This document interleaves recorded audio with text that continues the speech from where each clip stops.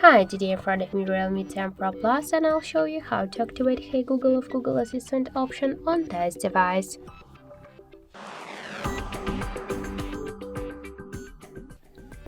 So first let's launch the Google application and then tap on the right upper corner, then click to the settings, tap to voice section and click to voice match.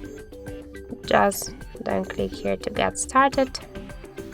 Click to next, read this description, yes I agree, and Hey Google option is ready, so click to continue. Not now, and we can see that the Hey Google option successfully activated. So that's it, thank you for watching, and if you find this video helpful, don't forget to leave a like, comment and to subscribe our channel.